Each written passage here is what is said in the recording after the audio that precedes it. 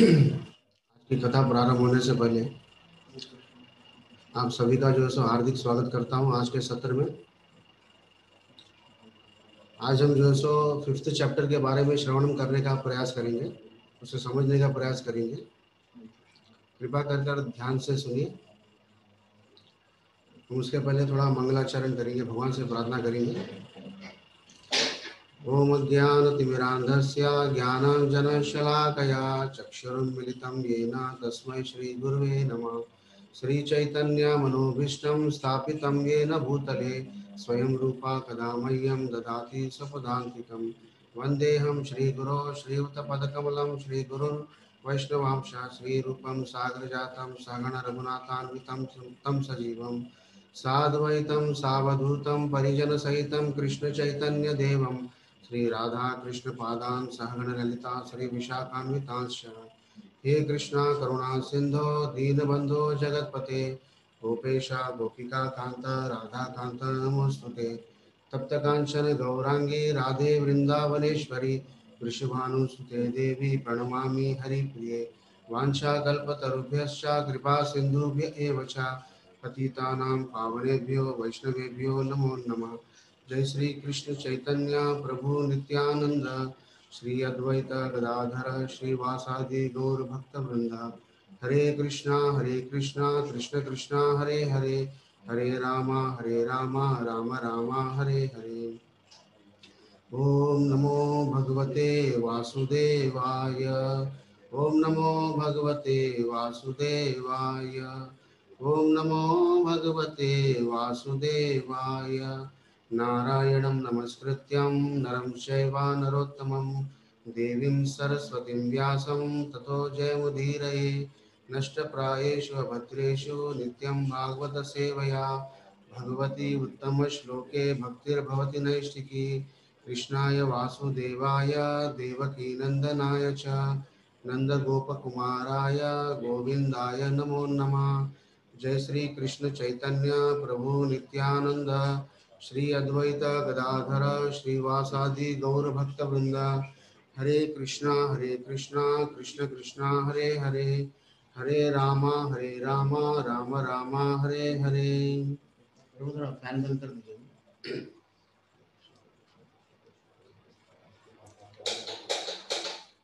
आज के सत्र में फिर से मैं आप लोगों का स्वागत करता हूं। आज की कथा प्रारंभ करेंगे। आप लोगों का जो इंटरेस्ट देखकर हमें भी उत्साह जो है सो हमारे हमारे अंदर भी जो है सो उत्साह जो है सो जागृत होता है ना। सुबह सुबह सब जो है सो नींद लेना पसंद करते हैं, है ना।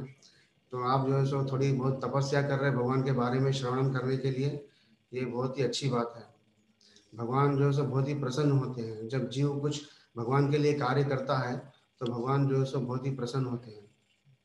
तो आज अध्याय 5वां कर्म योग कृष्ण भावना भावित कर्म। बताया जाता है कि संसार में ऐसे बहुत सारे ज्ञान है ना, बहुत सारे ज्ञान है। लोग जो है सो उसे सुनते हैं, पढ़ते हैं, है ना, उससे शिक्षा ग्रहण करते हैं। लेकिन ये भगवत गीता जो है सो बहुत ही दिव्य ग्रंथ है। इसे दिव्य क्यों कहा गया है? क्योंकि ये सभी ग्रंथों के राजा है, ये सभी ग्रंथों का राजा है ये, है ना। और ये भौतिक संसार में जितना भी जो है सो पढ़ाया जाता है वो भौतिक है। भौतिक और आध्यात्मिक, ये दोनों का डिफरेंस हमें मालूम होना चाहिए। दोनों में क्या अंतर है? भौतिक का अर्थ है जो हमेशा चेंज होने वाला है, हर क्षण चेंज होने वाला है, स्थायी कभी रहता नहीं है। उसके अंदर हर क्षण चेंज होते रहता है। जैसे कि हम देखते हैं कि ये शरीर है ना, ये शरीर हमेशा चेंज होते रहता है, हर पल हर क्षण चेंज होते रहता है। हम जब जन्म लेते हैं तभी से देखिए हमारे अंदर कितने सारे चेंजेस आते रहते हैं, है ना, बहुत सारे चेंजेस आते रहते हैं। और हम जब पढ़ाई के लिए बच्चों को भेजते हैं तो हर 5 साल में जो है सो पढ़ाई जो है सब्जेक्ट जो है चेंज हो जाता है, किताब चेंज हो जाती है ना। और कुछ अच्छे मकान बनाते हैं लोग, वो भी जो है सो नया नया रहता है, फिर धीरे धीरे धीरे धीरे क्षीण होता है, फिर वो एक दिन खत्म हो जाता है। तो इसे क्या कहते हैं? भौतिक कहते हैं, अस्थाई, हमेशा जो है सो चेंज होते रहता है। और आध्यात्मिक, आध्यात्मिक मतलब कभी भी चेंज होता नहीं है, कभी भी चेंज नहीं होता है। एक क्षण के लिए भी कभी चेंज नहीं होता है। देखिए भगवत गीता जो है सो करोड़ों साल पहले जो है सो विवस्वान के, सूर्य देव के पुत्र विवस्वान को दिया गया है। वही भगवत गीता भगवान ने अर्जुन को भगवत गीता में बताई, और वही भगवत गीता आज हम सुन रहे हैं। इसमें कुछ चेंज है क्या? कोई चेंज नहीं है। और भगवान का जो जगत है, आध्यात्मिक जगत, वो भी चेंज नहीं होता है। मैं आपसे बात कर रहा हूँ, ये शक्ति कहाँ से आई है? मेरे अंदर आत्मा है ना, मेरे अंदर आत्मा है, वो कभी भी चेंज नहीं होती है। कभी आत्मा कभी चेंज नहीं, शरीर चेंज होता है लेकिन आत्मा चेंज नहीं होती है। तो ये दिव्य ज्ञान को समझने के लिए किसको समझना होता है? भगवान श्री कृष्ण को समझना होता है ना। इसका चरम लक्ष्य केवल मात्र भगवान श्री कृष्ण है ना। तो अर्जुन कई सारे जो है सो कंफ्यूज थे, बहुत सारा कारण से जो सो कंफ्यूज थे, मोह के कारण उनके मन में बहुत सारे प्रश्न थे, और धीरे धीरे जो सो एक प्रश्न जो है सो भगवान श्री कृष्ण से कर रहे थे। और 5th चैप्टर में हम पढ़ रहे हैं, तो उसमें भी भगवान उनको कुछ बताते हैं, कर्मों के विषय में बताते हैं। कर्मों को जो है सो त्याग देना चाहिए, है ना, और कृष्ण भावनामृत कर्म करना चाहिए। तो भगवान की इस बात से जो है सो फिर से जो है सो अर्जुन कंफ्यूज हो जाते हैं, और जो है सो क्या कंफ्यूजन है उसे हम पढ़ेंगे। चैप्टर 5 पहला श्लोक। अर्जुन वाचा संन्यासम कर्मणाम कृष्ण पुण्य योगम च संशसि यच्छेय एतयोरेकम तन्मे ब्रूहि सुनिश्चितम। अर्जुन ने कहा, हे कृष्ण, पहले आप मुझसे कर्म त्यागने के लिए कहते हैं। पहले भगवान बताते हैं कर्म को त्याग दो, और फिर भक्ति पूर्वक कर्म करने का आदेश देते हैं। फिर क्या बोलते हैं? भक्ति पूर्व कार्य करने का आदेश देते हैं। क्या आप अब कृपा कर निश्चित रूप से मुझे बताएंगे कि इन दोनों में से कौन अधिक लाभप्रद है? देखिए अर्जुन कंफ्यूज हो गए हैं। मुझे कर्मों को त्याग, पहले तो भगवान बता रहे थे कर्मों को त्याग दो, फिर बोल रहे हैं कि कृष्ण भावनामृत कार्य करो। इन दोनों में भेद क्या है? कृपा कर मुझे इसका अंतर मुझे समझाने का प्रयास कीजिए। देखिए भगवान से जो अर्जुन सुंदर प्रश्न पूछ रहे हैं, वो हमारे लिए पूछ रहे हैं। हमारे को भी जो है सो हमारे अंदर भी कहीं ना कहीं इन प्रश्नों का जो है सो कहीं ना कहीं हमारे अंदर भी जो है सो जिज्ञासा है इसे मालूम करने के लिए। तो भगवान जो है सो बताते हैं कि हमने श्रवणम किया था द्वितीय अध्याय में भी, है ना, आत्मा और शरीर दोनों में भेद है ना, दोनों में भेद है। और तीसरे अध्याय में हमने ये भी श्रवणम किया कि ज्ञानी को कोई कार्य नहीं करना पड़ता है। जो उत्तम श्रेणी का ज्ञानी है उसे कोई कार्य करने का आवश्यकता नहीं पड़ता है। और चतुर्थ अध्याय में भी जो है भगवान ने अर्जुन को बताया कि सारे यज्ञों का पर्यवसान ज्ञान में होता है, किंतु चतुर्थ अध्याय के अंत में भगवान ने अर्जुन को सलाह दी कि पूर्ण ज्ञान में से युक्त होकर उठ करके युद्ध करो।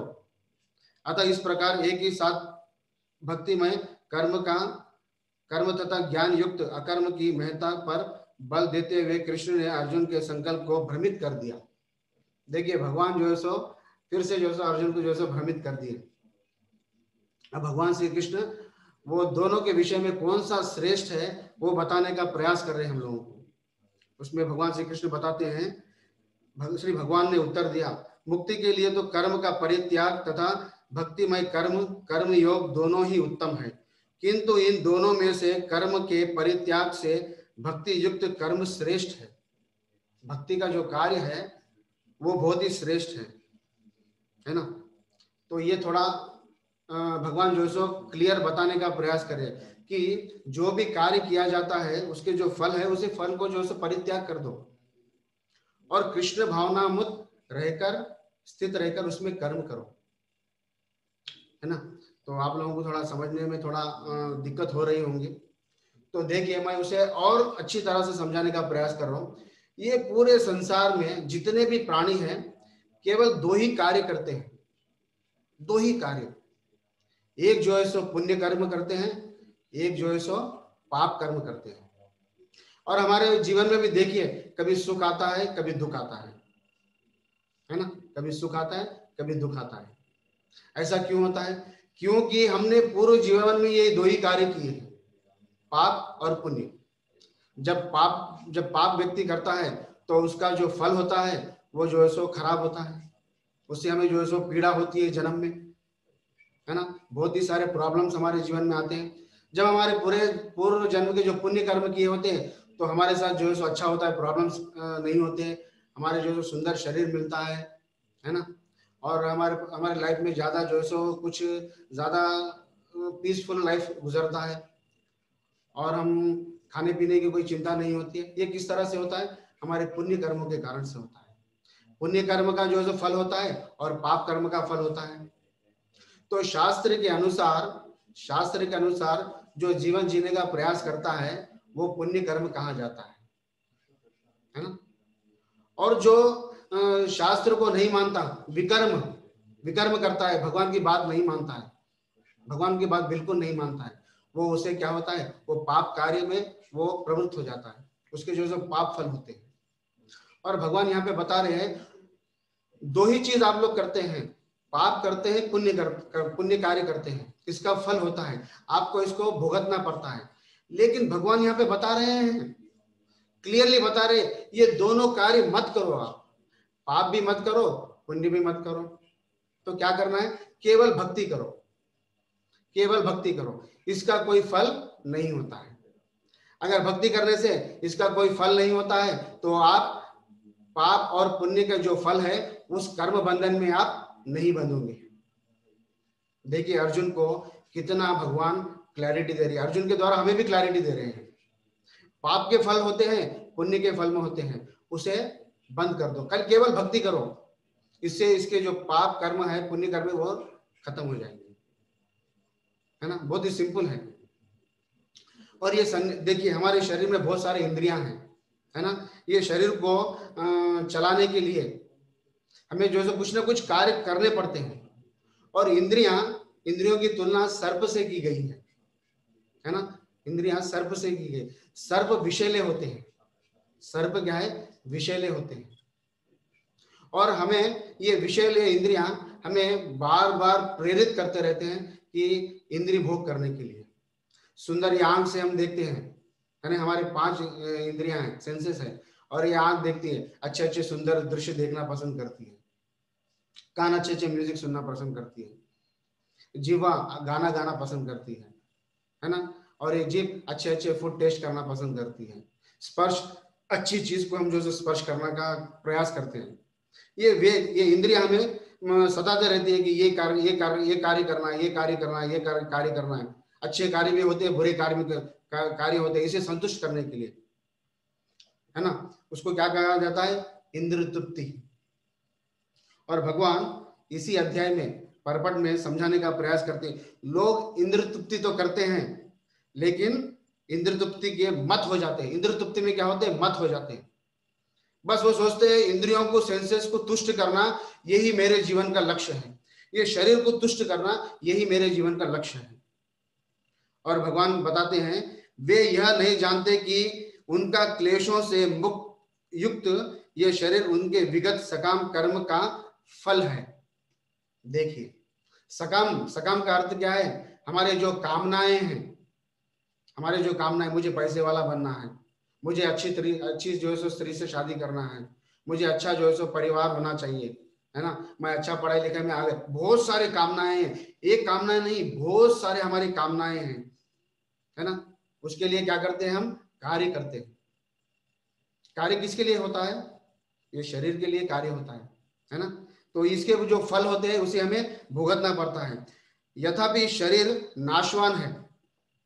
देखिए ये शरीर एक दिन जो है छूटने वाला है, ये शाश्वत नहीं है, ये शरीर शाश्वत है नहीं, हमें पता भी नहीं है ये शरीर कब जो है सो खत्म हो जाएगा।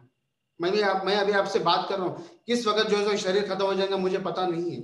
एक क्षण में हम ये शरीर त्याग सकते हैं, है ना। तो हमें पता नहीं है, ये शरीर नाशवान है, किंतु यह नाना प्रकार के कष्ट देता रहता है। देखिए ये शरीर देखो कितना कष्ट देता है हम लोगों को, बहुत कष्ट देता है। जब हमारा जन्म होता है, बचपन से जो कष्ट होते हैं, हमें जो सो बचपन में पीलिया हो जाता है, तो हमें डॉक्टर क्या करते हैं, जाके जो सो सनरेज में, है ना, सनरेज में रखते हैं, धूप में रखते हैं। शुरू से बचपन से जो सो हमारे जीवन में पीड़ा हो जाती है, हमें जो सो मोशंस हो जाते हैं बचपन में पैदा होते हैं, कई बच्चों को ऐसा हो जाता है, तो उसके लिए दवाई। ये शरीर का कोई भरोसा नहीं है। जब व्यक्ति तरुण भी होता है तो उसे खांसी हो जाती है, जुलाब हो जाता है, बहुत सारे अन्य प्रकार के जो बीमारी आते हैं, और ये शरीर बार बार चेंज होते रहता है, एक सही नहीं था। बैठने में तकलीफ, उठने में तकलीफ, कितने सारे ये तकलीफ ये शरीर देता है, हमें पता भी नहीं होता है कि ये शरीर कौन से समय में तकलीफ देना प्रारंभ कर देगा। और काजू किशमिश बादाम, है ना, ये अच्छे अच्छे पोषण लेने के बाद भी ये शरीर कुछ ना कुछ जो है प्रॉब्लम शुरू हो जाता है। हम सोचते हैं कि ये प्रॉब्लम मैं सॉल्व कर दूंगा, लेकिन फिर से दूसरा प्रॉब्लम शुरू हो जाता है, मैं ये नहीं खाऊंगा, मैं वो नहीं खाऊंगा। लेकिन ये शरीर ऐसा है, इससे बहुत सारे कष्ट आ जाएंगे, है ना। तो हमने ये समझने का प्रयास किया कि अगर हम कार्य तो करना है, और अच्छे और बुरे ये दो भी कार्य करते हैं, और भगवान बताते हैं कार्य करे बगैर एक क्षण भी व्यक्ति नहीं रह सकता है, एक क्षण भी व्यक्ति। जब हम सोते रहते हैं तो हमारे कार्य चलते रहते हैं। सोना भी एक कर्म है। हम जब रात में सो जाते तो किसी के मन में प्रश्न आता है, तो रात में हम कार्य नहीं करते ना, तो हम सांस लेते हैं। सांस लेना भी एक कार्य है, सांस लेना भी एक कार्य है। तो 24 घंटे हम जो कुछ ना कुछ कार्य करते ही रहते हैं, उसका फल आता है। भगवान बोलते हैं आप जो भी कार्य करते हैं इसका फल त्याग दीजिए, आप संन्यास ले लीजिए। हम संन्यास कैसा लेंगे, इतने सारे इंद्रियां हैं हमारे, इतने सारे इंद्रियां हैं, कुछ ना कुछ कार्य करना ही पड़ता है इंद्रियों के लिए। सब त्याग दूंगा, संन्यास ले लूंगा, है ना। जो संन्यास लेकर क्या करते हैं, घर द्वार सब छोड़कर चले जाते हैं, कोई भी कार्य नहीं करते, कोई भी कार्य नहीं करते, जाके जो है सो तपस्या करने बैठ जाते हैं। लेकिन भगवान बताते हैं वैसे लोगों का भी जो है सो पतन हो जाता है। क्योंकि इंद्रियां जो है तो सर पे ले, मैंने शुरू में कहा ना, इंद्रियां जो है सो बहुत ही उसका जो वेग होता है बहुत ही खींचते हैं। ये संसार का जो आकर्षण है वो हमें खींचते रहता है, और वो उसका पतन हो जाता है। आप देखिए कई कथाएं आप सुनी होंगे, बड़े बड़े जो है सो योगी जन, तपस्वी जन, वो क्या होते हैं, उनका पतन हो गया है ना, उनका पतन हो गया है। विश्वामित्र, वो खाली स्त्री के पैर के जो मोहनी के जो अवतार हुआ, खाली घुंघरे की शब्द सुनकर वो उनका पतन हो गया, है ना। ऐसे बहुत सारे लोग हैं ये संसार से जो सो विरक्ति पाना चाहते हैं, भोग त्याग, भोग त्याग, भोग और क्या है, भोग करना चाहते हैं, हमारे इंद्रियों से भोग करना चाहते हैं। फिर अगर भोग ज्यादा हो गया तो ठीक है, मैं इसे त्याग दूंगा। इसका एग्जाम्पल मैं बताने का प्रयास करूंगा। जैसे किसी को गुलाब जामुन बहुत पसंद है, वो गुलाब जामुन जो बहुत खाते रहता है, 2 खाएंगा, 4 खाएंगा, 10 खाएंगा, फिर बाद में भोग करते रहता है, गुलाब जामुनों का स्वाद लेते रहता है, फिर वो हेवी हो जाता है, तो फिर बोलता है मैं अब गुलाब जामुन नहीं खाऊंगा, एक भी टुकड़ा नहीं खा सकूंगा, बस त्याग कर दूंगा। इससे है ना, भोग त्याग, ये अच्छा नहीं है बोल के भगवान बता रहे हैं। ये आपके लिए ये श्रेय नहीं है बोल के दूसरे श्लोक में भगवान क्लियरली बता रहे हैं हमें कैसे कार्य करना चाहिए, किस तरह के कार्य करना चाहिए, भक्ति करना चाहिए। हमारा जो भी कार्य होता है वो किससे कनेक्टेड करना चाहिए, भगवान से कनेक्टेड करना चाहिए। भगवान से कनेक्टेड कैसे होंगे, आगे आगे श्लोकों में भगवान बताते हैं। जब मुक्ति कामी व्यक्ति भगवान की संबंधित वस्तुओं को भौतिक समझकर उसका परित्याग कर देता है तो उसे संन्यास अपूर्ण कहलाता है। देखिए भगवान बता रहे हैं, है ना, बहुत सारे वस्तुएं जो सो यूज करता है, उसे जो सो त्याग देने का प्रयास करता है, उसे क्या कहते हैं, संन्यास कहते हैं। और थर्ड में बता रहे हैं, जो पुरुष न तो कर्म फलों से घृणा करता है और न कर्म फलों की इच्छा करता है वह नित्य सन्यासी जाना जाता है। हे महाबाहु अर्जुन, ऐसा मनुष्य समस्त द्वंद्वों से रहित होकर भगवत बहुबंधन को पार कर पूर्णतया मुक्त हो जाता है। और भगवान बता रहे हैं और एक श्लोक में, 4th श्लोक में बता रहे हैं, अज्ञानी भक्ति कर्म योग को भौतिक जगत के विश्लेषणात्मक अध्ययन से भिन्न कहते हैं। जो वस्तुतः ज्ञानी है वे कहते हैं कि जो इनमें से किसी एक मार्ग की भली भांति अनुसरण करता है वह दोनों के फल प्राप्त कर लेता है। भगवान यहाँ पे बता रहे हैं ये दोनों कार्य बहुत ही उत्तम है। कौन सा कार्य उत्तम है? जो भक्ति में जो ज्ञान पूर्वक जो कार्य करता है, जो ज्ञान पूर्वक कार्य करता है वो उत्तम श्रेणी का भक्त माना, वो उत्तम श्रेणी का जो सो व्यक्ति माना जाता है। और दूसरा भक्ति जो सभी कार्यों को भगवान से कनेक्टेड करता है वो जो सो सबसे श्रेष्ठ है। दोनों श्रेष्ठ है, दोनों का जो सो अंतिम लक्ष्य क्या है? भगवान को पाना। उसे उदाहरण देकर भगवान एक जो सो झाड़ का उदाहरण दे रहे हैं। जो ज्ञान में स्थित व्यक्ति जो कार्य करता है उसके कार्य किस तरह से होते हैं वो भगवान इसमें बताने का प्रयास कर रहे हैं। वो कैसा होता है? वो क्या करता है? झाड़ होता है ना, झाड़ बड़ा वृक्ष होता है ना, उसके मूल को जानने का प्रयास करता है, उसके मूल को जानने का प्रयास करता है। थोड़े लोग हम देखते हैं ना कि जिज्ञासा करते हैं कि ये प्रकृति क्या है, ये शरीर क्या है, मैं कौन हूं, मैं यहाँ पर क्यों आया हूं, मुझे इतने सारे कष्ट क्यों हो रहे हैं। इसका मूल जानने का प्रयास करता है, जिज्ञासा करता है और इसके मूल जानने का प्रयास करता है। ये कहां से, इतनी बड़ी प्रकृति कहां से आई है, वो एक किस तरह से कार्य कर रही है, इसका मूल कारण कौन है, इसे जानने का प्रयास करता है। ये व्यक्ति सर्वश्रेष्ठ है, ये भी व्यक्ति सर्वश्रेष्ठ है। और दूसरा व्यक्ति जो ये जानता है वो क्या करता है? झाड़ को जो है सो सींचता है, सांस को, झाड़ को सींचने के लिए क्या करता है? वो पानी डालता है। ये उत्तम कोटि का भक्त कहलाया जाता है ना। जैसे फॉर एग्जाम्पल कोई व्यक्ति वृक्ष को जब पानी डालता है तो वो झाड़ की जो सो डाली को, पत्तों को, फल को, उसके जड़ों को पानी पहुंच जाता है, पोषण उसे मिल जाता है ना। अलग से उसे झाड़ को, उसे जो सो डाली को, पत्तों को, फल को, फूलों को अलग से पानी डालने की आवश्यकता नहीं होती है। जैसे पेट में जब हम खाना डालते हैं तो ये पेट का जो पोषण होता है ये सभी को, आंखों को, हाथों को शक्ति प्रदान करता है, ऑटोमेटिक आ जाता है। हमें केवल आंखों को खिलाने की आवश्यकता नहीं है ना, आंखों को खिलाने की आवश्यकता नहीं है। तो भगवान ये बता रहे हैं ये उत्तम जो सो कौन सी कैटेगरी है? ये भक्ति, कृष्ण भावनामृत कर्म, ये बहुत ही श्रेष्ठ है।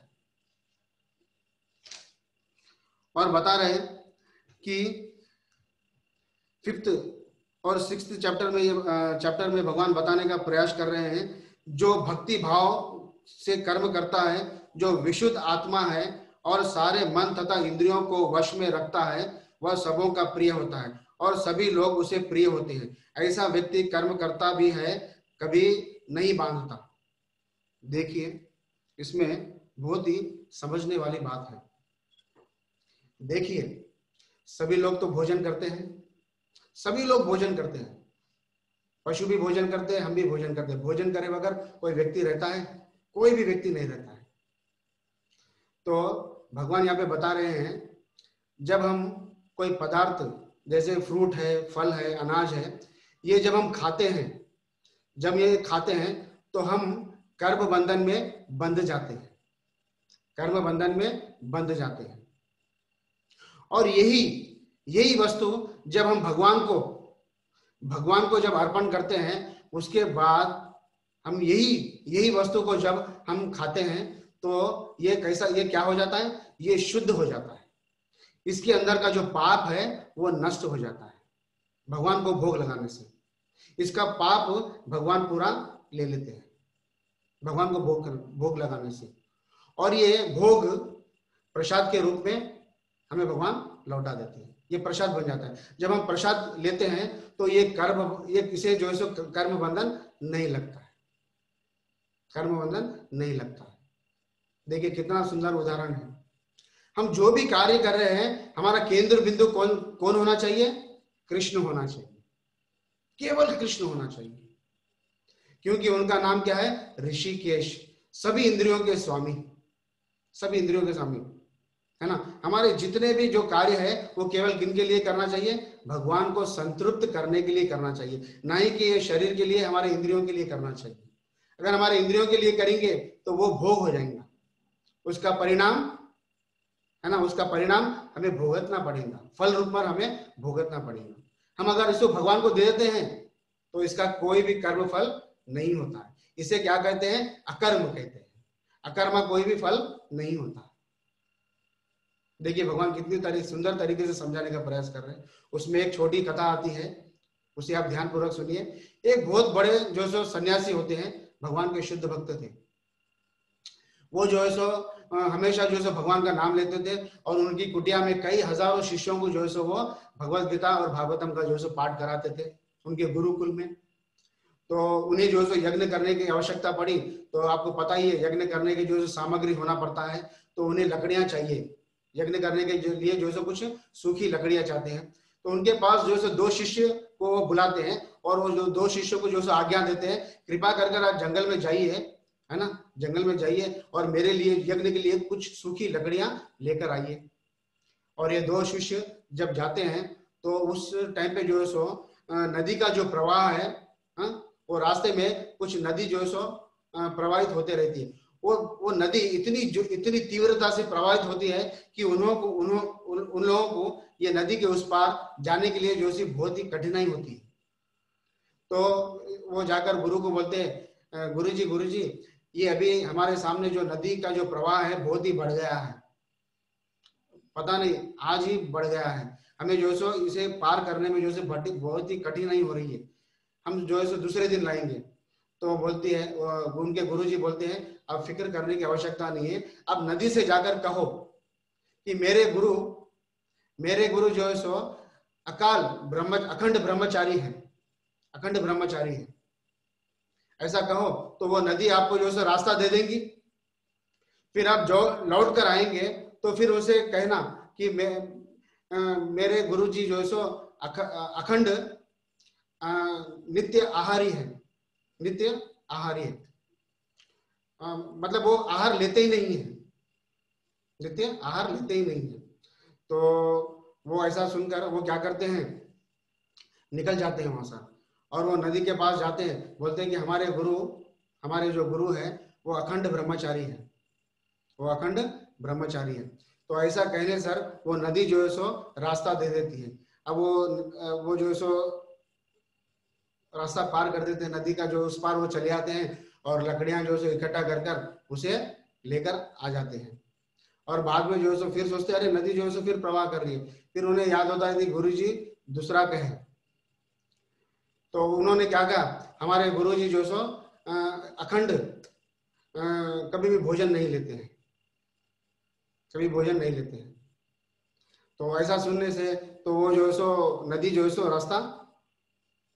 रास्ता खुल जाता है, और ये उस पार चले जाते हैं।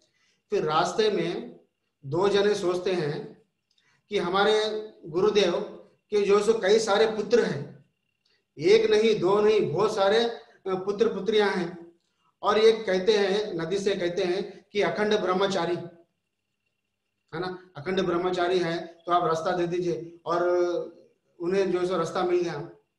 और डेली जो है सो 2 टाइम जो है सो हमारे गुरुजी प्रसाद ले रहे हैं, और कहते हैं नित्य मैं जो है सो आहार लेता ही नहीं हूँ।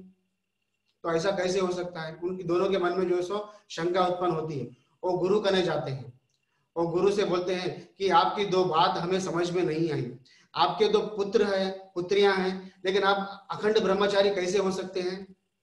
तो उनके गुरुजी ने उत्तर दिया कि मैंने कई संतानें उत्पन्न की, लेकिन मेरा जो भावना थी, मैं कृष्ण भावना भावित, मैं भगवान से ये प्रार्थना कर रहा था, मैं भी जो भी संतान उत्पन्न करूंगा वो आपको आपके सुंदर भक्त बनाऊंगा, उन्हें इस तरह से उस तरह से ट्रेनिंग दूंगा ताकि वो आपकी भक्ति कर सके, आपकी सेवा कर सके। इस भावना से मैं उन लोगों को जो है सो मैंने जन्म दिया है।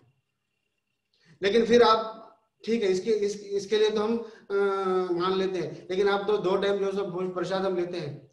तो मैं प्रसादम तो लेता हूं, लेना, लेकिन मैं प्रसादम लेता हूँ, लेकिन ये भावना से ये भगवान का प्रसाद है, प्रसाद भाव से, भोग के भाव से नहीं लेता हूँ, मैं प्रसाद की भावना से लेता हूँ और भगवान को भोग लगा के लेता हूँ, तो इसका कर्म बंधन मुझे नहीं लगता है।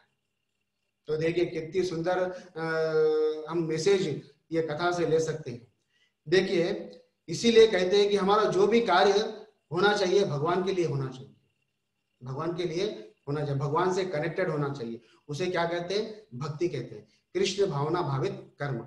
हम जो भी कर्म करते हैं उसकी भावना केवल कृष्ण को प्रसन्न करने के लिए होना चाहिए, ना कि अपने इंद्रियों की प्रसन्नता के लिए कार्य करना चाहिए, है ना। कितना सुंदर उदाहरण देते, वही कार्य हम कर रहे हैं, संसार के लोग वही कार्य कर रहे हैं, लेकिन वो कार्य भगवान के लिए करो आप, तो क्या हो जाएगा? कर्म बंधनों को, कर्म बंधनों के फलों को वो क्या करते हैं? काट देते हैं। कृष्ण भावना भावित जो कर्म किया जाता है ये बंधनों को काट देता है, तो हमें कोई भी कर्म बंधन नहीं लग जाता है, नहीं लगता है। हम इसी जन्म में हम कृष्ण भावना भावित कार्य कर सकते हैं और इसका कर्म बंधन नहीं लगता है ना। तो और एक एग्जांपल दे रहे हैं, है ना। हमारे शरीर से बहुत सारी आसक्ति होती है, बहुत सारे अटैचमेंट्स होते हैं, है ना। तो हमें उस तरीके से कार्य करना होता है जिस तरह से एक कमल का पत्ता कीचड़ में रहता है ना, कीचड़ में रहता है कमल का पत्ता, और कमल का पत्ता जो है सो कीचड़ का जो पानी होता है उसको स्पर्श भी नहीं करता है, उसे स्पर्श भी नहीं करता है। उसके ऊपर अगर कमल के पत्ते के ऊपर अगर पानी कुछ डाल दो, लेकिन वो पत्ता जो है सो पानी को स्पर्श नहीं करता है। तुरंत वो पत्ते को आप थोड़ा हिला दो, वो तुरंत जो है सो वो बाहर निकल जाएगा। तो प्रभुपाद जी देखो हमें कितना भगवत गीता में कितने अच्छे अच्छे जो है सो उद्देश्य दे रहे हैं, इसीलिए हमें जो है सो इसे बार बार पढ़ने का प्रयास करना चाहिए। ये भगवत गीता हमें सार रूप में भगवान ने पूरा क्लैरिटी दे रहे हैं हमें, कौन से हमें कार्य करना चाहिए, कौन से कार्य हमें नहीं करना चाहिए, बहुत ही क्लियर सार रूप में हमें बता रहे हैं।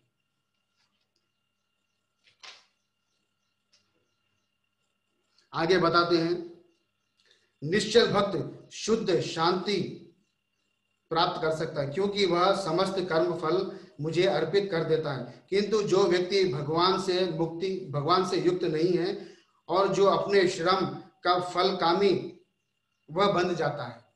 देखिए बहुत ही सुंदर तरीके से बता रहे हैं।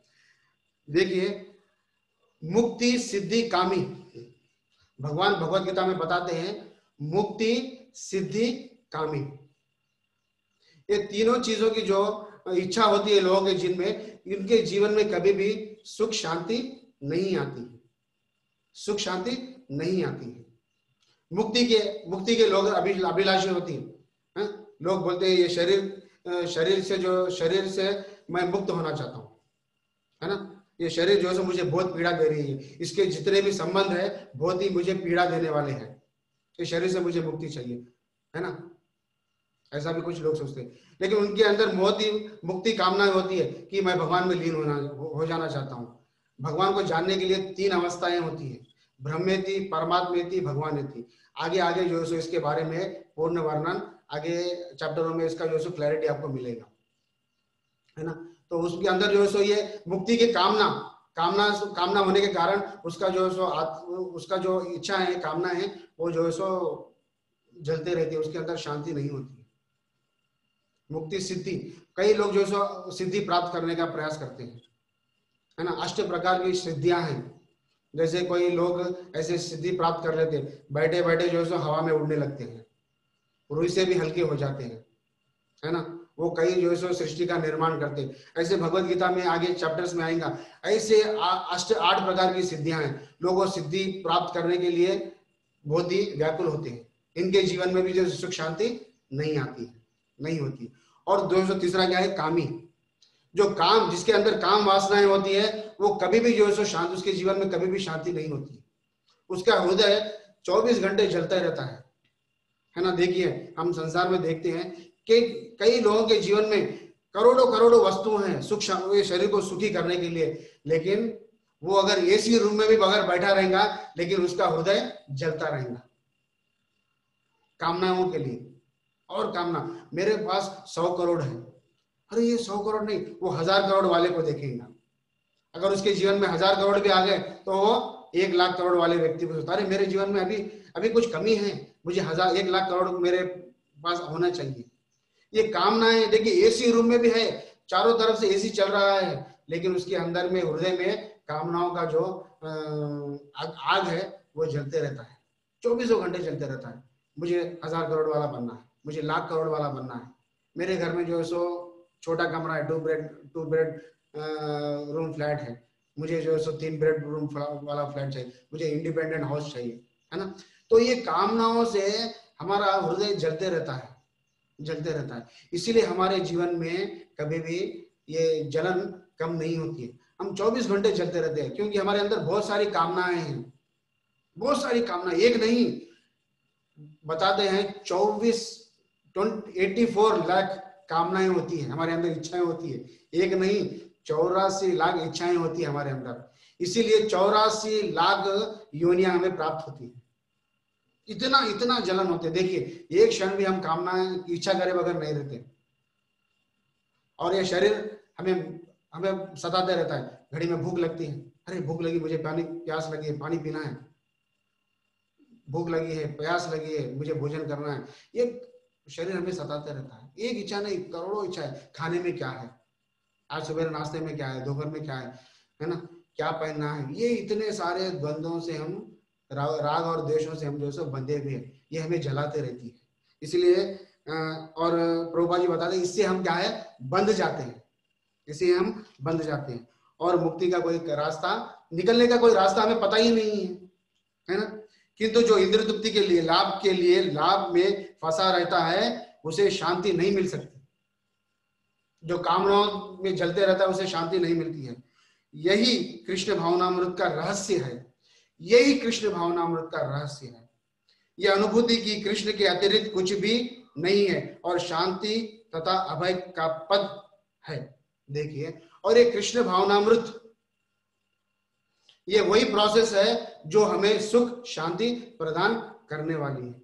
देखिए पूरे जीव, जितने भी ब्रह्मांड के जितने भी जीव है, सब लोग 2 चीजों के लिए तड़प रहे हैं, एक सुख और दूसरा क्या है, शांति। बस दिन रात भागम दौड़ी कर रहे हैं, किसके लिए कर रहे हैं, अपने जीवन में सुख लाने के लिए, शांति लाने के लिए, लेकिन नहीं आती, सुख शांति नहीं आती, क्योंकि भगवान बता रहे हैं दुखालयम अशाश्वतम। ये पूरा संसार केवल दुख और अशाश्वत है, ये दुखों का घर है। दुख का घर का मतलब क्या है, दुखों का आलय है। हम उसी दुख के आलय में हम निवास कर रहे हैं। देखिए, जो दुख के घरों में, जो दुख के आलय में है, दुख के घर में है, उसके अंदर सुख आएगा क्या, सुख नहीं आएगा, सुख नहीं आएगा। जैसे समुद्र में, समुद्र के अंदर, समुद्र का पानी खारा होता है, उसके अंदर शहद की अगर एक बूंद अगर आप डाल दिए, एक बूंद अगर आप डाल दिए, तो वो सागर का पानी मीठा होएगा, मीठा हो जाएगा, नहीं होएगा। हम वो एक बिंदु, वो आस्वादन लेने के लिए भटक रहे हैं, इधर से उधर भटक रहे हैं, सुख की प्राप्ति के लिए भटक रहे हैं। अभी मुझे सुख मिल जाएगा, अभी मुझे क्षणिक सुख मिल जाएगा, लेकिन नहीं मिलेगा, नहीं मिलेगा। वो एक सुख के लिए भागते रहते हैं, लेकिन भगवान बताते हैं ये संसार में सुख है ही नहीं है। सुख केवल कहाँ है, कहाँ है बोलिए आप, भक्ति करने में है, कृष्ण भावनामृत कर्म करने में है। केवल वही कार्य भगवान के लिए करना है, उससे क्या होगा, भगवान आगे बताते हैं आपके जीवन में सुख शांति आ जाएंगे। और भगवान बताते हैं कि हमारे शरीर में 9 गेट्स हैं। कितने गेट्स हैं, ये शरीर में 9 रंध्र है। 2 आंख है ना, 2 आंख के 2 रंध्र है, 2 नाक के, 2 कान, कितने 6 हो गए, 7 मन मूत्र त्यागते हैं, 7 और 8 है ना। तो मैं श्लोक पढ़ूंगा, आपको जो है सो बहुत अच्छा समझ में आ जाएगा। जीव के शरीर के भीतर वास करने वाले भगवान ब्रह्मांड के समस्त जीवों के नियंता है। ये शरीर के 9 द्वार, 2 आंख, 2 नथुने, 2 काल, 1 मुंह, गुदा तथा उपस्थ ये युक्त है। बद्ध अवस्था में जीव अपने आप को शरीर मानता है, बद्ध अवस्था में, है ना, तो वह शरीर में रहते हुए भी भगवान की भक्ति, भगवान की भांति मुक्त हो जाता है, मुक्त हो जाता है भगवान से कर, सॉरी मैं फिर से पढ़ूंगा। किंतु जब वह अपनी पहचान अपने अंतर के भगवान से करता है तो वह शरीर में रहते हुए भी भगवान की शरीर के भांति मुक्त हो जाता है। अतः कृष्ण भावना भावित व्यक्ति शरीर के बाह्य तथा आंतरिक दोनों कर्मों से मुक्त रहता है। देखिए इसमें प्रभुपाद जी बताते हैं, ये शरीर में जो है 9 रंध्र होते हैं, है ना, ये शरीर के, और ये शरीर जो है सो उसका दूसरा नाम बताते हैं प्रकृति। ये शरीर को प्रकृति भी कहते हैं, है ना, प्रकृति भी कहते हैं। इसके अंदर जो है सो आत्मा होती है, इसके अंदर आत्मा होती है, और आत्मा का संबंध किसके साथ है? परमात्मा के साथ है। जब कोई व्यक्ति ये जान लेता है, जब ये कोई व्यक्ति वो जान लेता है तो वो मुक्त हो जाता है। अपने संबंध को जो जान लेता है उसी के प्रकार, संबंध को जानकर उसी के प्रकार, उसके स्वभाव के प्रकार, वो आत्मा के स्वभाव के प्रकार वो कार्य करता है तो वो मुक्त हो जाता है। आत्मा का स्वभाव क्या है? आत्मा का स्वभाव क्या है? नित्य रे स्वरूप होए कृष्ण दास। हम केवल दास है, दास है, दास है, हम बॉस नहीं है। हम अपने आप को बॉस मान लेते हैं, इसीलिए तो प्रॉब्लम है ना, इसीलिए तो प्रॉब्लम है। हम दास है। हम किसके दास है? हम ये शरीर के दास हैं, हम पत्नी के दास हैं, हमारे कर्मचारियों के दास हैं, है ना, समाज के दास हैं। और प्रेसिडेंट भी बोलता है ना, मैं आप सबकी सेवा कर रहा हूं, वो भी दास है। लेकिन जब वो बॉस मानता है तभी प्रॉब्लम है। हम सभी किसकी सेवा कर रहे हैं? माया की सेवा कर रहे हैं। और इसे आज के श्लोक में बताया गया है कि बद्ध जीव, हम बंधे हुए हैं। बद्ध जीव का मतलब क्या है? बंधे हुए। हमें कौन कौन बांध रहा है? हमें सतोगुण, रजोगुण, तमोगुण, ये 3 प्रकार के हमें बंधन है। ये 3 गुणों से हम बंधे हुए हैं। ये 3 गुण के द्वारा हम हमारे जीवन में जो सो कार्य हो रहा है। 3 गुणों के कारण हमारे जीवन में कार्य होते रहता है। हम तीनों गुणों से बंधे हुए हैं। और हम किसकी सेवा कर रहे हैं? भगवान की सेवा कर रहे हैं। भगवान भगवत गीता में क्लियरली बता रहे हैं, आप मेरे दास हैं, मैं आपका पिता हूं, आप मेरे अंश हैं। और हम भगवान के अंश है तो हमें किसकी सेवा करनी चाहिए? भगवान की सेवा करनी चाहिए। अगर पिता की बात अगर बेटा मानता है, जैसा पिता बोलता है उसकी बात अगर मानता है तो उसका जीवन कैसा हो जाता है? आरामदायक हो जाता है। अगर भगवान से अगर विद्रोह करता है, भगवान से अगर वो अपने पिता से अगर वो विद्रोह करेगा तो पिता क्या करेगा? उसे घर से बाहर कर देगा, उसे घर से बाहर कर देगा। तो घर से बाहर कर देगा तो उसके जीवन में क्या होगा? प्रॉब्लम ही प्रॉब्लम, सुख शांति चली जाएंगी। उसका गोल उसे पता नहीं चलेगा, है ना, सही है गलत है बोलिए आप। इसीलिए हमें किसकी बात मानना चाहिए? भगवान की बात मानना चाहिए, क्योंकि परमात्मा रूप में हमारे हृदय में कण कण में भगवान बसे हुए हैं, है ना। तो आगे श्लोक में हम जाएंगे और क्लैरिटी लेने के लिए, है ना। अभी हमारे पास बहुत सारा समय है।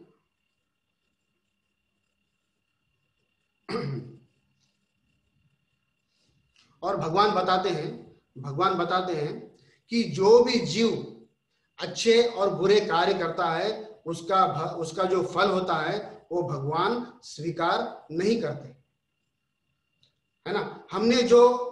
हमने जिस तरह से एग्जाम लिखा है, जिस तरह से कार्य किया है, उसी प्रकार हमें मार्क्स आएंगे, है ना, उसी प्रकार हमें आएंगे। हमारे पाप के जो फल होते हैं, पुण्य के जो फल होते हैं, भगवान का इसका लेना देना कुछ भी नहीं होता है।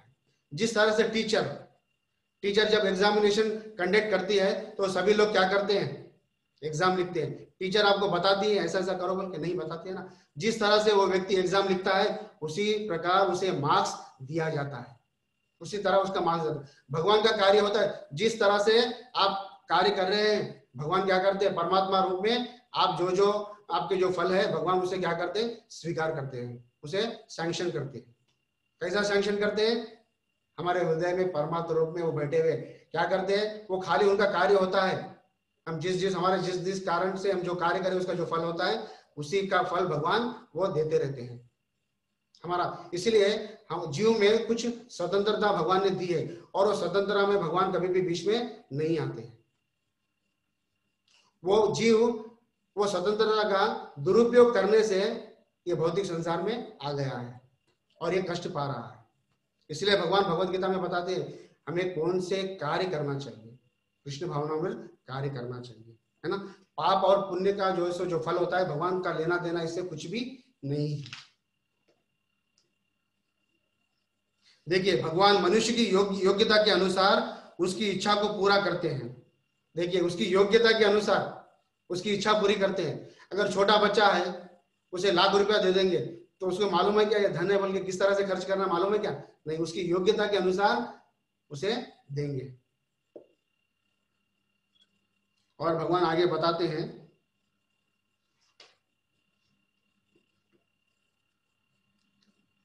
अगले श्लोक में बताते हैं, विद्या विनय संपन्ने ब्राह्मणे गविहस्तिनि शुनि चैव स्वपाके च पंडिता समदर्शिना। विनय साधु पुरुष अपने वास्तविक ज्ञान के कारण एक विद्वान तथा विनीत ब्राह्मण गाय हाथी कुत्ता तथा चांडाल को समान दृष्टि से समभाव से देखते हैं। बहुत ही इंपॉर्टेंट श्लोक है, बहुत ही इंपॉर्टेंट श्लोक है। और बताया जाता है कि जो व्यक्ति ये जान लेता है, क्या जान लेता है, हर वस्तु, ये संसार में जितनी भी वस्तु है हर वस्तु किसकी है, भगवान की है। हर वस्तु भगवान की है। हम देखते हैं कि लोग कहते हैं कि हम कुछ लेकर नहीं आए, कुछ लेकर हम नहीं जाएंगे। सही है गलत है बोलिए आप। ये शरीर भी हमारा नहीं है, ये शरीर भी हमारा नहीं है, और ये शरीर के लिए हम जब जितनी भी वस्तु हम भोग करते हैं वो भी वस्तु हमारी नहीं है। हमारी है क्या ये वस्तु, ये बिल्कुल नहीं है हमारी, ये वस्तु हमारी बिल्कुल नहीं है। हमने कोई मैन्युफैक्चरिंग की क्या, बोलो आप, हमने कोई मैन्युफैक्चरिंग नहीं की। ये सब भगवान ने हमें दी है, कृपावश, हमारे ऊपर दयावश कृपा करने के लिए भगवान ने हमें ये वस्तुएं दी है। एक भी वस्तु हमारी नहीं है। ये शरीर पंच तत्वों से बना हुआ है, अग्नि, वायु, जल, आकाश, पृथ्वी, ये 5 शरीरों से, 5 प्रकार के वस्तुओं से ये शरीर बना हुआ है। मन, बुद्धि, अहंकार, अंदर सूक्ष्म शरीर, ये भी जो है सो भगवान की है।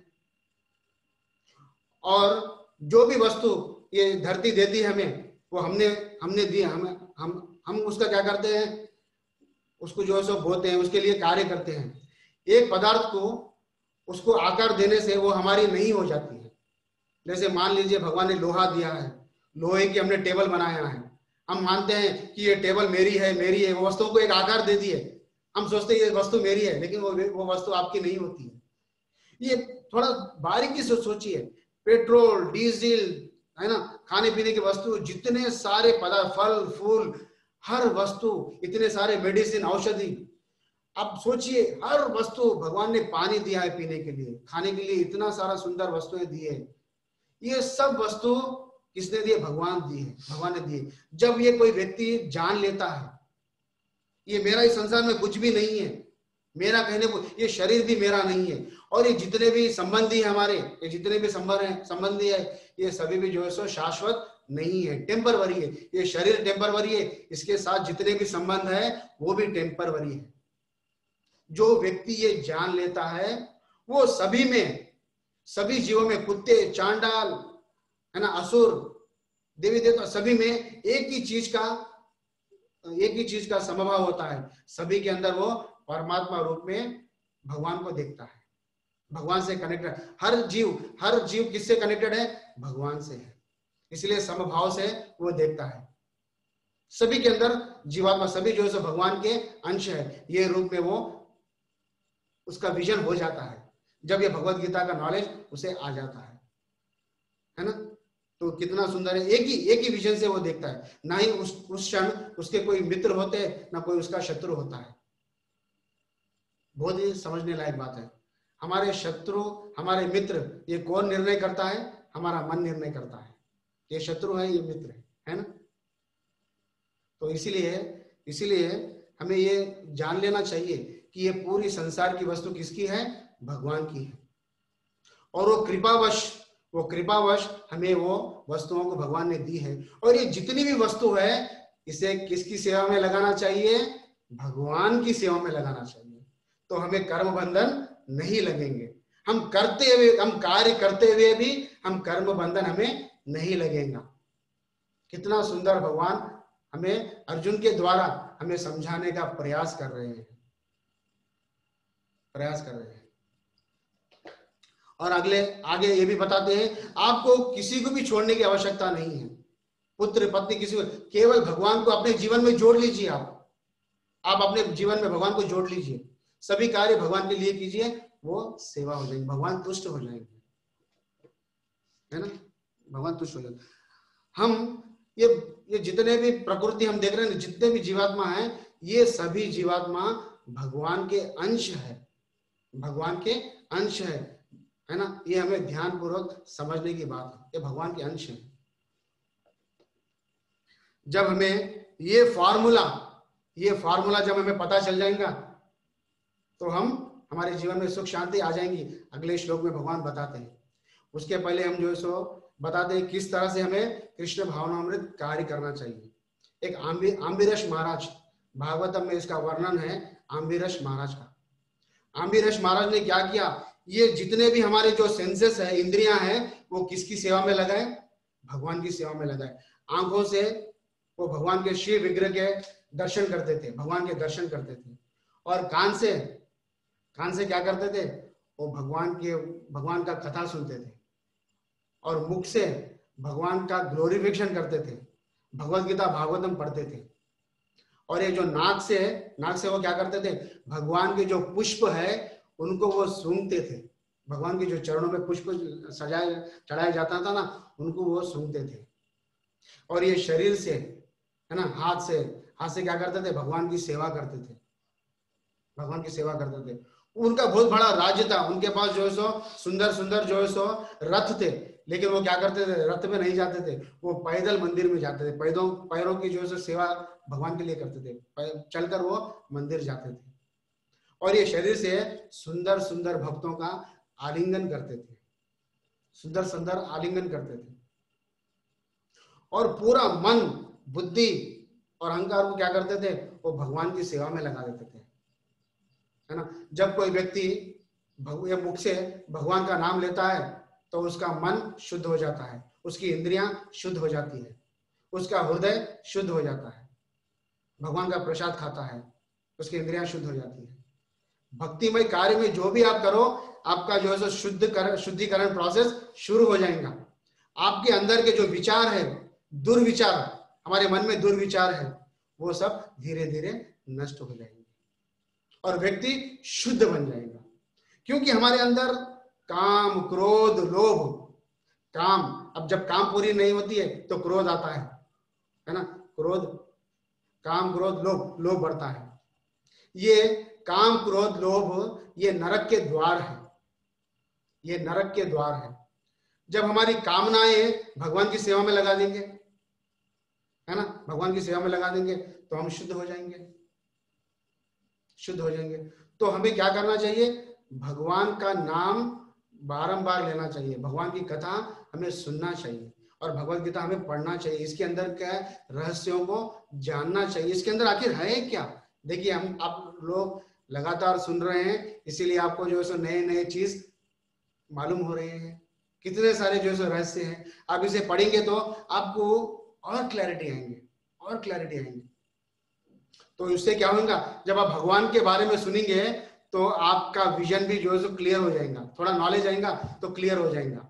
भगवान भगवत गीता में बताते हैं, जब हम भगवत गीता पढ़ते हैं तो हमारे को 4 वस्तुएं हमें प्राप्त होती है है ना, 4 वस्तु पर प्राप्त होती है। एक तो हमें थोड़ा नॉलेज आता है, थोड़ा नॉलेज आता है, और हमें क्या होता है, इंस्पिरेशन मिलता है, इंस्पिरेशन मिलता है, और इंफॉर्मेशन मिलता है। इसमें इंफॉर्मेशन मिलता है, इंस्पिरेशन बढ़ता है, और मोटिवेशन, हमारा जो मोटिवेशन है वो क्लियर होता है, एकदम क्लियर होता है, क्या करना है क्या नहीं करना है। अर्जुन को भगवान यही बता रहे हैं। देखिए, भगवान जो भी बताते हैं एकदम क्लियर बताते हैं, और भगवान के जो शुद्ध भक्त हैं वो भी हमें क्लियर बताते हैं, एकदम क्लियर बताते हैं। इसमें जरा भी त्रुटि नहीं होती, जरा भी त्रुटि नहीं होती, और ये इसमें जरा भी पाप नहीं होता है। आजकल जितनी भी पढ़ाई हम पढ़ रहे हैं, हम जितनी भी पढ़ाई पढ़ रहे हैं उसमें केवल पाप है। वो पढ़ाई करने से क्या होता है, वो पढ़ाई पढ़ने से इसका ये मतलब नहीं कि हमें नहीं करना चाहिए। ये शरीर को पालन करने के लिए हमें वो पढ़ाई भी पढ़ना चाहिए, साथ ही साथ हमें ये भी पढ़ना चाहिए, भगवत गीता भागवत भी पढ़ना चाहिए, है ना। देखिए, आजकल की पढ़ाई पढ़ने से जितने भी इंटेलिजेंट लोग हैं वही लोग संसार में ज्यादा पाप कर रहे हैं, दूसरे से करवा रहे हैं, है ना। पहले इतना सारा लोग पाप नहीं करते थे, अब तो मोबाइल आ गया है। मोबाइल में जरा बोलो प्रभु जी आप किधर है, अगर वो चार मीनार में आता बोलता है मैं दिलसुख नगर में हूँ, है ना, झूठ बोलता है ना। देखिए, ये वस्तुओं से छोटे छोटे पाप हमारे से होते रहते हैं। हम बोलते हैं हम बहुत ही इंटेलिजेंट व्यक्ति है ना। इसीलिए ये जितना भी हम भगवान के नॉलेज ले रहे हैं, ये नॉलेज एकदम शुद्ध है, और ये प्रोसेस भी एकदम शुद्ध है। जब इसका हम फॉलो करेंगे, हमारे जीवन में फॉलो करेंगे, तो सुख और शांति आ जाएंगे। और भगवान बताते हैं कि हमारे जो इंद्रियां हैं इसे हम कंट्रोल नहीं कर सक रहे हैं, इसके वेग को सहन नहीं कर सक रहे हैं, इसके जो वेग है वो सहन नहीं कर सक रहे हैं। तो भगवान बोलते हैं इसे सहन करना सीख लेना चाहिए, इसे सहन करना सीख लेना चाहिए। आपको बहुत ही तीव्र इच्छा हो रही खाने के लिए, मुझे खाना है, तो आप क्या करो, उसे भगवान को भोग लगा दो, वो प्रसाद रूप में हो जाएगा, तो आप स्वीकार कर लो उसको, है ना। आपको विवाह करना है, आपको विवाह करने का आपकी उम्र हो गई, विवाह करना है तो विवाह कीजिए, और भगवान से प्रार्थना कीजिए हमारा जो गृहस्थ जीवन है उसमें मैं सुंदर पुत्र उत्पन्न करूंगा, और मैं आपकी सेवा में लगाऊंगा, आपकी भक्ति उन्हें सिखाऊंगा, है ना। वो क्या हो जाएगा, भक्ति हो जाएंगी। तो कौन सा भी कार्य वेगों को हमें सहन करना चाहिए, जो इंद्रियां हमें सताते हैं ना, इसके वेगों को हमें सहन करना चाहिए। जिस तरह से सूरज के वेग को हम सहन करते हैं, जब गर्मी का मौसम शुरू होता है, सूरज की जो तीव्रता है बहुत ही तेज होती है, तो उसे क्या करते हैं, हम सहन कर लेते हैं। बारिश अगर बहुत ज्यादा हो जाती है तो उसे सहन कर लेते हैं, एक छाता से उसे सहन कर लेते हैं, है ना। और इस तरह से हमें जितने भी वेग है हमें वो प्रैक्टिस करना चाहिए, वो वेगों को हमें सहन करना चाहिए। और अंतकरण में, हमारा जो अंतकरण में है, हमें भगवान को याद करते रहना चाहिए, सहन करना है और याद करते रहना है। इसका, है ना, इस तरह प्रोसेस करने से आप अपनी इंद्रियों के वेग को सहन कर पाएंगे। जैसे पांडवों के जीवन में देखिए आप, उनके जीवन में कितने सारे प्रॉब्लम्स आए थे, वो मनी मन किनके शरणागत थे, भगवान के शरणागत थे। इसीलिए भगवान भी जो है सो उनके साथ स्थित थे। जब भी उनके जीवन में प्रॉब्लम्स आया, जब भी कोई भी जीवन में उनके प्रॉब्लम्स आया, भगवान उनके साथ ठहरे हुए थे। द्रौपदी के जीवन में देखिए, उनका निर्वस्त्र किया गया पूरे सभा में, उस सभा में 20 लाख लोग थे, लेकिन भीष्म पितामह, द्रोणाचार्य, बड़े बड़े महायुद्ध धनुर्धर थे, लेकिन उनके 5 पांडव बहुत ही शूरवीर थे, लेकिन उनकी भी कोई रक्षा नहीं किया। उन्होंने क्या किया, द्रौपदी ने किसको पुकारा, भगवान श्री कृष्ण को पुकारा। भगवान श्री कृष्ण ने उसी क्षण भगवान उपस्थित हो गए। लाक्षागृह में जलाया गया, लेकिन भगवान श्री कृष्ण उसी टाइम उनकी रक्षा करने के लिए उपस्थित हो गए, है ना। हमें हमेशा भय है, कब क्या हो जाएगा, भय है ना, भय करने की आवश्यकता नहीं है, भगवान हमारी रक्षा करेंगे। ये भाव से हमें कर्म करना चाहिए, भगवान को प्रसन्न करना चाहिए। और बता रहे हैं, परम भोक्ता, परम नियंता और परम सखा कृष्ण को भूल जाना मानवता के क्लेशों का कारण है। देखिए, बहुत ही सुंदर बात है। हम भगवान को भूलने के कारण, भगवान की विस्मृति हमारे हृदय से चले जाने के कारण हम इस संसार में आ गए, केवल भगवान को भूलने के कारण। हमें ये जान लेना चाहिए, भगवान सभी यज्ञों के भोक्ता है। ये सभी जितने भी हम भोग कर रहे हैं, इसके भोक्ता कौन है? भगवान है। और ये कंट्रोलर, ये कंट्रोल करने वाले कौन है? भगवान ही है ना। और ये सभी संसार को जो नाश करने वाले भी भगवान ही है ना। तो ये तीन चीजों को हमें क्लियरली जान लेना चाहिए। हम कोई कार्य नहीं कर रहे हैं, हम हमारे शरीर को कंट्रोल करने की कोशिश करते हैं, लेकिन हम कंट्रोल नहीं कर पाते। हम हमारे मल मूत्र को कंट्रोल कर सकते हैं क्या? हमारे बस में है कुछ कंट्रोल, कुछ हद तक हम कंट्रोल कर सकते हैं। उसके बाद हमारे पास नहीं कि हम मल मूत्र को कंट्रोल कर सके। 2 घंटे, 4 घंटे, 6 घंटे नहीं कंट्रोल कर सकते। कंट्रोल कौन कर रहा है? भगवान कंट्रोल कर रहा है। सभी लोग पूरे संसार में जितने भी, सभी का कंट्रोलर कौन है? भगवान श्री कृष्ण है। हम कितने भी ताकतवर बन दो, लेकिन हम प्रकृति पे प्रभुत्व जताने का प्रयास करते हैं, लेकिन हम कंट्रोल में, वो कंट्रोल से बाहर हो जाता है, क्योंकि कंट्रोलर भगवान है। कंट्रोलर भगवान है। ये शरीर को मैं नाश नहीं होने देना चाहता, नाश नहीं होगा, ये नहीं मरेगा, लेकिन हमारे बस में नहीं है। ये शरीर को एक दिन काल रूप में, भगवान बोलते हैं मृत्यु सर्व हरिष्ठाहम, काल के रूप में आकर ये मेरा जो चीज है, मेरी जो वस्तु है, मैं उसे ले लूंगा मृत्यु के रूप में आकर। हमारा कुछ भी नहीं है संसार में, कुछ भी नहीं है। ये किस कारण हो गया? भगवान को भूलने के कारण हो गया। हमारे पिता के अपने संबंध को भूलने के कारण हो गया है। और भगवान बताते हैं अगले 28, 29, 27, 28 श्लोक में बताते हैं, अष्टांग ध्यान योग के बारे में बताते हैं। वो 6th चैप्टर में शुरू होगा, वो नेक्स्ट क्लास में आएगा कल। तो इसमें बता रहे हैं, आप घर में पढ़ लीजिए, समय का आभास है। और ये 29वां श्लोक बहुत ही महत्वपूर्ण है। भोक्तारयम यज्ञ तपसाम सर्वलोकम ऐश्वरम सुहृदम सर्वभूतानाम ज्ञात्वा माम शांति मृच्छति। भगवान बता रहे हैं, मुझे समस्त यज्ञों तथा तपस्याओं का परम भोक्ता, समस्त लोकों तथा देवताओं का परमेश्वर एवं समस्त जीवों का उपकारी एवं हितैषी जानकर मेरे भावनामृत में पूर्ण पुरुष भौतिक दुखों से शांति लाभ करता है। देखिए, बहुत अच्छा श्लोक है ये, आप इसे बार बार पढ़िए, बार बार पढ़िए। इसमें बता रहे हैं, भोक्ताराम यज्ञ तपसाम, जितने भी कार्य, जितने भी वस्तुएं हैं, उसका भोक्ता कौन है? केवल भगवान श्री कृष्ण है, इसके अलावा कोई नहीं है। आप 4th चैप्टर में भी कई सारे यज्ञों के बारे में आप लोगों ने श्रवण किया है। सभी यज्ञ, सभी कार्य केवल किसको प्रसन्न करने के लिए होते हैं? उसका केवल एकमात्र भोक्ता कौन है? भगवान श्री कृष्ण है। हम भोक्ता नहीं है, केवल भगवान श्री कृष्ण है सभी वस्तुओं के। और बोलते हैं सर्वलोक महेश्वरम, ये जितने भी लोक है, जितने भी ईश्वर है, सभी लोगों के एक एक ईश्वर होते हैं, है ना। इंद्रदेव स्वर्गलोक का ईश्वर है ना।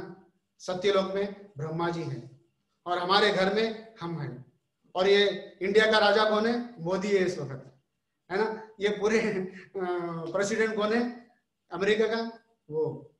तो इस प्रकार अलग अलग प्रकार के ईश्वर है, लेकिन भगवान यहाँ पे बता रहे हैं, आप ईश्वर नहीं है, ईश्वरों के भी ईश्वर परमेश्वर कौन है? भगवान श्री कृष्ण बता रहे हैं, मैं हूं, मैं हूं। और सुदृढ़ सर्वभूतानाम, और भगवान बता रहे हैं, मैं निश्चित ही सभी जीवों का हितैषी हूं, फ्रेंड हूं, बता रहे हैं। मैं आपका कभी भी, भगवान कभी भी हमारा बुरा नहीं चाहेंगे, बिल्कुल हमारा बुरा कभी भी नहीं चाहेंगे। भगवान देखिए बता रहे हैं, मैं सबका कल्याणकारी मित्र हूं, आपकी बुराई मैं नहीं चाहता हूं, हितैषी हूं, सबसे क्लोज फ्रेंड। क्योंकि क्लोज किस लिए बता रहे हैं? क्योंकि परमात्मा रूप में हमारे अंदर सदा वास करते हैं। हम कुत्ते के शरीर में जाएंगे, चींटी के शरीर में जाएंगे, कौन से भी मछली के शरीर में, कौन से भी शरीर, देवी देवताओं के शरीर में जाएंगे, लेकिन भगवान हमारा साथ कभी नहीं छोड़ेंगे। ये संसार के जितने संबंध है, वो सभी संबंधी हमारा साथ छोड़ देंगे, हम भी छोड़ देंगे, लेकिन भगवान बताते हैं, मैं आपका प्रिय मित्र हूं, मैं आपका साथ कभी नहीं छोड़ूंगा। आप चाहे मल के कीड़े रूप में भी चले जाएंगे, मैं आपका साथ नहीं छोड़ूंगा। ऐसा कौन व्यक्ति है जो इतना कॉन्फिडेंट बोल सकता है? अपनी पत्नी भी नहीं बोलेंगे, अपने पिता भी नहीं बोलेंगे, लेकिन ये परम पिता भगवान बोल रहे हैं, मैं आपका क्लोज फ्रेंड हूं, मैं आपका हित चाहता हूं। ऐसा व्यक्ति जो जान लेता है, वो व्यक्ति के जीवन में सुख और शांति स्वतः ही आ जाती है, स्वतः ही आ जाती है। देखिए, ये प्रोसेस भगवान बता रहे हैं भक्ति का। जो इंटेलिजेंट व्यक्ति है वो क्या करना चाहिए? हम एक 2 मिनट या 1 मिनट हमने आज जो जो श्रवण किया उसके बारे में हम थोड़ा फिर से बोलने का प्रयास करेंगे। अर्जुन का कंफ्यूजन क्या था कि जो ज्ञान में रहकर सभी फलों को त्याग देना ये श्रेयकर है या भक्तिमय कार्य श्रेयकर है, कृपा कर बताइए। तो भगवान ने उसका कंफ्यूजन दूर कर दिया। अगर ज्ञान में स्थित रहकर आप कार्य करोगे, कोई भी कार्य जो सो नहीं करोगे, उसके फल को त्याग दोगे, तो बोले ये भी जो सो भगवान मेरे साथ आ सकते हैं, लेकिन इसमें थोड़ा कष्ट है, इसमें थोड़ा कष्ट है। लेकिन भगवान बोल रहे सबसे इजी हम जो जैसी परिस्थिति में सभी कार्य किसके लिए करना चाहिए? भगवान के लिए करना चाहिए। मैंने उदाहरण भी दिया है ना। हम जो भी खाते हैं, जो भी सोचते हैं, है ना, जो भी सोचते हैं, जो भी हमारा जीवन जिस तरह से कार्यकलाप करते हैं, हमारे जीवन में केवल भगवान श्री कृष्ण को जोड़ लीजिए। हमारे जीवन में भगवान को जोड़ लीजिए, हमारे जितने भी कार्य है वो शुद्ध हो जाएंगे। हमारे अंदर का जो पाप है वो समूल नष्ट हो जाएगा, हम शुद्ध हो जाएंगे, और हमारा विजन कैसा हो जाएगा? क्लियर हो जाएगा। हमारे संसार में कोई शत्रु नहीं है, कोई मित्र नहीं है ना। हमारे अंदर ये भावना है, ये मेरा शत्रु है, ये मेरा संबंधी है, ये मेरा दोस्त है, ये मेरा शत्रु है। यही है, इसी के कारण जो है सो प्रॉब्लम हो रहे हैं ना। ये शरीर को अपना मान रहे हैं, इसलिए प्रॉब्लम हमारा बढ़ रहा है। इसलिए भगवान बताते हैं ये सब टेम्परवरी है, लेकिन टेम्परवरी है, लेकिन ये संबंधों को हम स्वीकार करना चाहिए। ये सभी संबंध किसके? ये सभी जितने भी हमारे साथ सगे संबंधी है, ये किनके अंश है? ये भगवान के अंश है। ये सभी वस्तु, सभी अंश किसके कनेक्टेड है? भगवान से कनेक्टेड है। तो हम भी इनसे कनेक्टेड है। तो इनको भी जो है सो हम हमारे जीवन में अगर हम कृष्ण को ला लेंगे तो ये कृष्ण भावनामृत कर्म हो जाएंगे। हम जो भी कमा के लेके आएंगे वो भगवान की सेवा करेंगे, है ना, तो वो क्या हो जाएंगी? कर्म फलों से मुक्त हो जाएगा। प्रसाद रूप में सभी फैमिली के मेंबर्स लेंगे। जितना भी धन कमा के लेके आ रहे हैं वो भगवान की सेवा में लगाएंगे, तो क्या है? आप अपने परिवार को सेवा करेंगे। किस भावना से सेवा करेंगे? ये सभी जो है सो भगवान के अंश है। मुझे इनको सेवा करने का मौका मिला है, ये भगवान को मुझे चाहिए कि ये लोग भी जो है भगवान की सेवा में लगे। अपना जीवन भी शुद्ध करेंगे, दूसरों का भी जीवन शुद्ध करेंगे। और ये सभी वस्तु के भोक्ता कौन है? भगवान श्री कृष्ण है। आपके जीवन में शांति आ जाएंगी, सुख आ जाएगा, तो आपका परिवार भी सुखी हो जाएगा, है ना। इतना कॉन्फिडेंट प्रोसेस भगवान भगवत गीता के द्वारे में हमें बता रहे हैं। भोक्तारम यज्ञ तपसाम सर्वलोक महेश्वरम सूर्यधम सर्वभूतानाम शांति माम पृच्छति। भगवान बता रहे जो ये चीज जान लेता है वो व्यक्ति के जीवन में सुख और शांति स्वतः आ जाती है, और जीव को पता हो जाता है कि मेरा संबंध टेम्परवरी नहीं, शाश्वत संबंध भगवान के साथ है। मैं भगवान का बेटा हूं, बाकी के संबंध टेम्परवरी है। भगवान के साथ मेरा नित्य संबंध है, इसे मैं चाहे तो भी नहीं काट सकता हूं, नहीं तोड़ सकता हूं। आज का नहीं, करोड़ों जन्म से मेरा संबंध शाश्वत है। और भगवान स्वामी है, मैं भगवान का दास हूं। ये हमारे जो स्वभाव है वो स्वभाव में स्थित होकर दास से भावना से हमें भगवान की भक्ति करना चाहिए, केवल भगवान की भक्ति करना चाहिए। इसका कोई कर्म फल नहीं होता है। मैं अभी मेरी वाणी को मैं विराम देता हूं। मेरे अंदर उतनी योग्यता नहीं है, जितना भी हो सके मैं आपको समझाने का प्रयास किया है। और इसमें अगर कुछ मेरे वाक्यों से कुछ त्रुटि हो गई, अगर किसी के हृदय को चोट पहुंची तो मुझे क्षमा कर देना। मैं 1-2 मिनट, किसी के कोई प्रश्न है 1 या 2, मैं उसे लेने का प्रयास करूंगा। किसी का कोई प्रश्न है?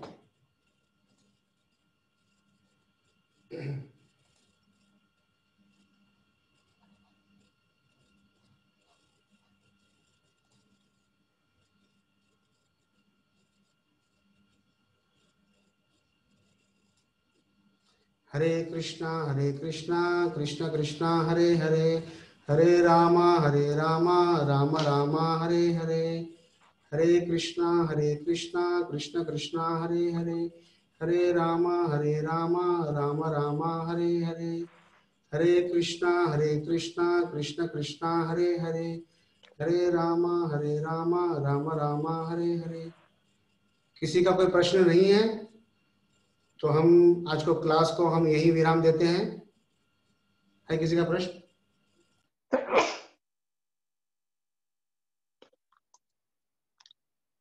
आप अपने आप को आपके फोन में से अनम्यूट कीजिए तो आपकी वाणी सुन सकता हूँ।